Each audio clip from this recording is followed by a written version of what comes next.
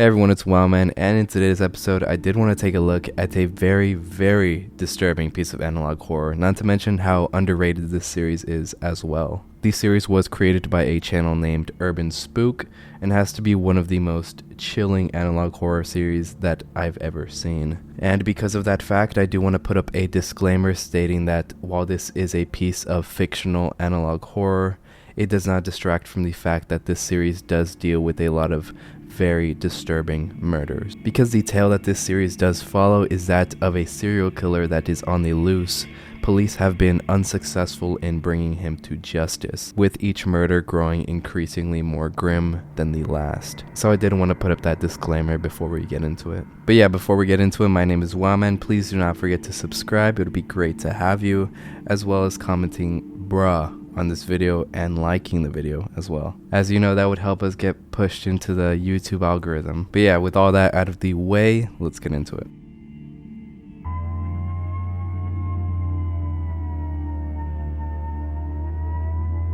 The first video that we're going to be diving into today is a video titled Faces, with a description of the video stating, "I just started converting VHS tapes to digital, and I found a bunch of tapes in the basement of my apartment complex.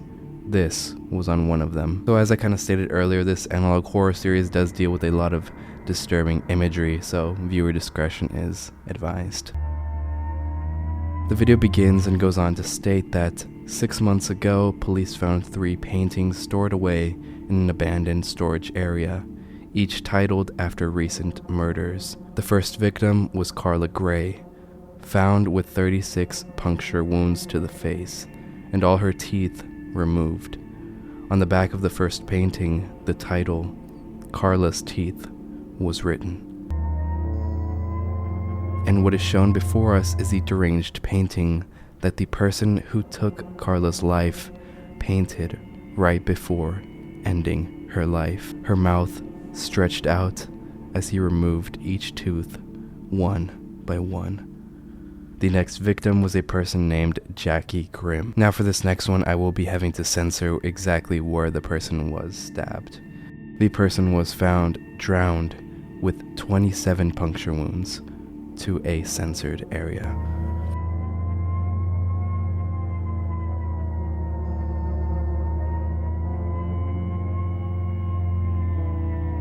The picture depicts Jackie floating in what can only be assumed is a tub of her own blood.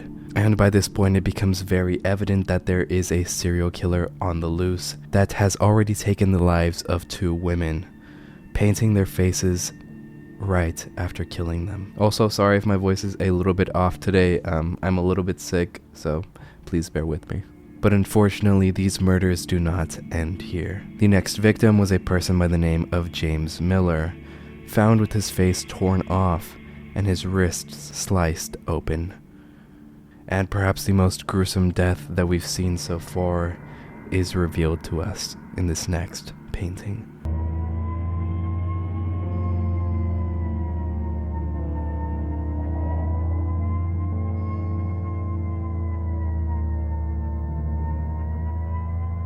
The tape tells us that the autopsy revealed that James was alive for several days without a face. James's face was sliced right off of his skull, leaving him to scream in agony until he would finally bleed out several days later. With each murder growing increasingly more disturbing, this, unfortunately, is just the beginning. 2 months later, several more paintings were discovered.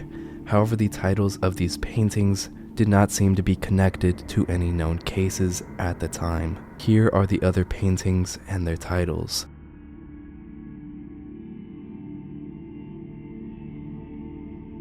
And what is shown to us are the paintings of either those who have been killed already and their bodies were never discovered, or these are the faces of people that the murderer has plans to kill. The first victim shown to us is a person the killer called Wax Doll Tom, whose death we can assume was done by encasing his entire body in hot wax, burning his entire body, killing him in the process, and turning him into a wax figurine. Lisa's secret face.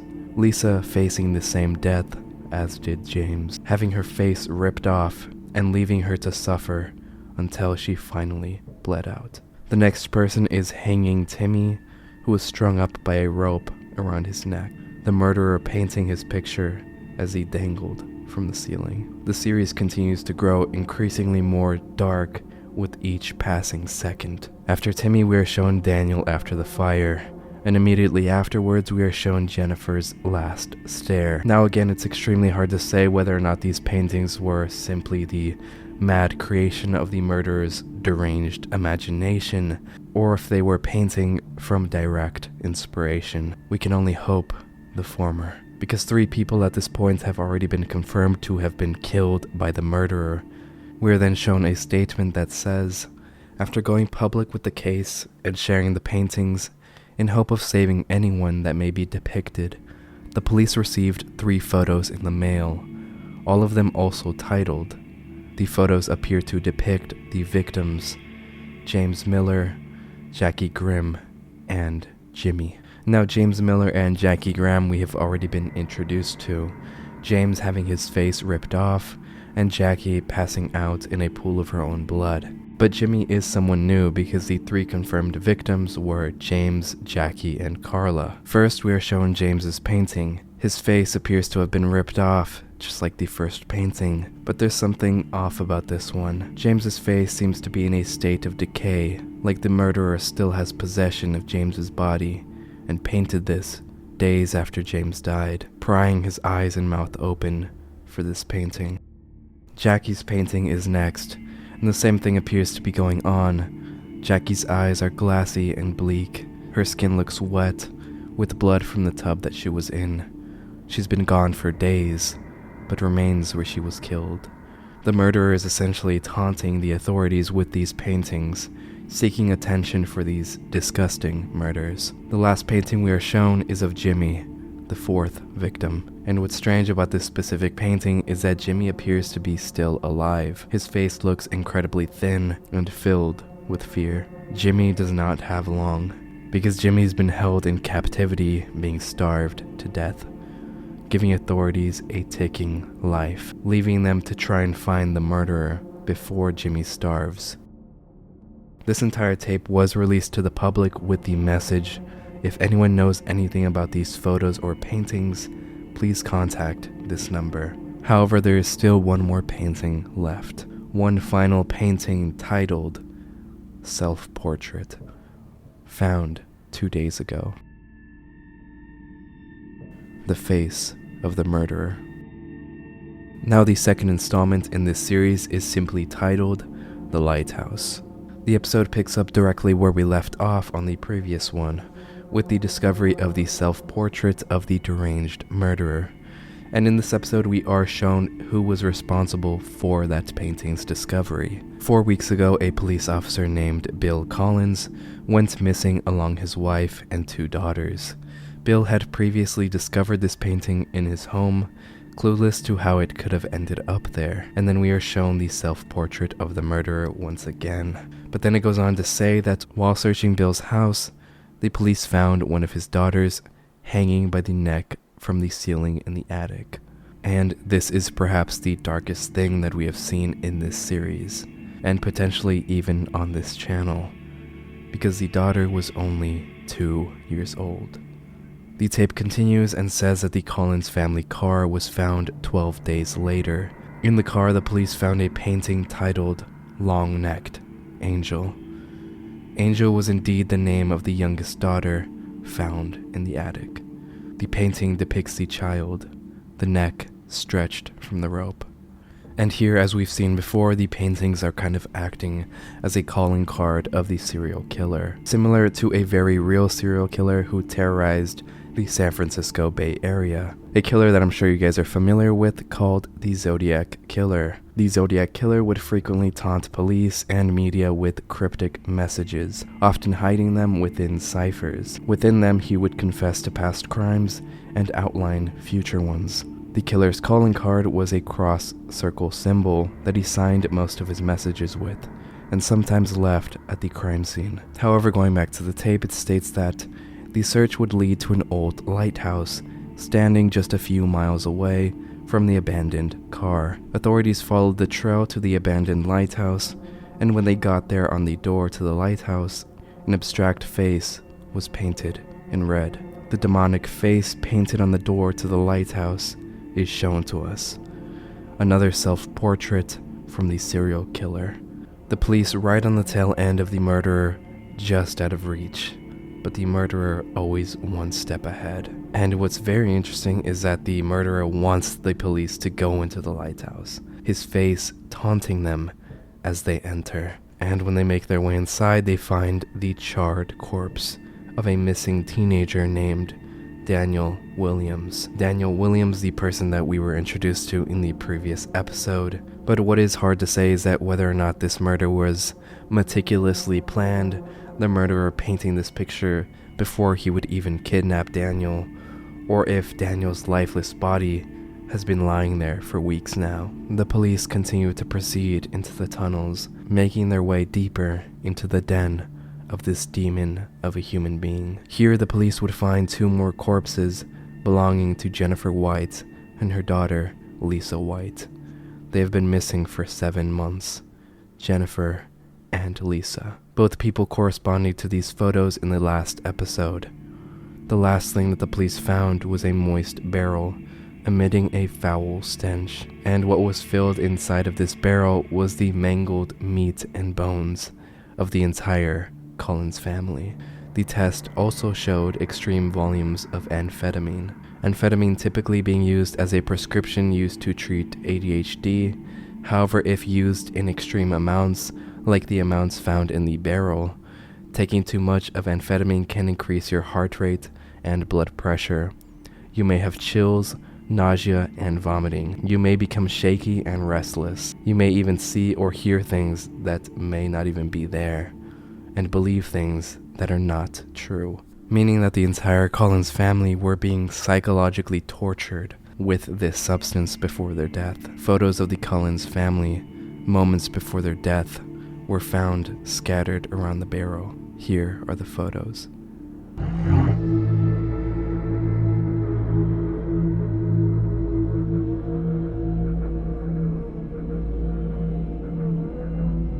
The first photo being of Officer Collins' daughter, evidently being affected by the stimulants the murderer put in all of their bodies. Bill Collins' wife experienced the same torturous death.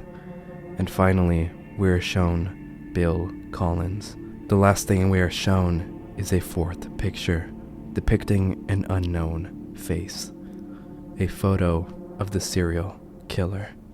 The entire Collins family was killed, and the authorities are still one step behind because he wanted them to find these bodies. A deranged psychopath is still on the loose. The most recent installment in this series was posted actually 6 days ago as of the recording of this video. It's titled In the Walls. The tape begins and we are revealed the most atrocious thing in this series thus far. So atrocious in fact that I don't think I'm going to be including it in this video, but if you are very curious as to what it is, I will be including a link in the description. But essentially what is going on is that 10 days ago the Beck twins went missing. Corey Beck and Margaret Beck, both 11 years old. And 5 days later their bodies were discovered inside an abandoned paper mill factory. However, as to the state of how their bodies were found, they were found in an extremely gruesome condition. Only the upper body of Margaret and the lower body of Corey could be located. The twins' bodies had been sewn together in a sloppy manner. The rest of their bodies have still yet to be found. And it is extremely heartbreaking to think about what happened to these 2 children. Albeit a piece of fictional horror, this is extremely bleak. The tape continues and tells the viewer what happened to the twins. Margaret's neck and jaw being broke in several places. A clay brick even being placed inside of her throat, with the word meat written on the brick.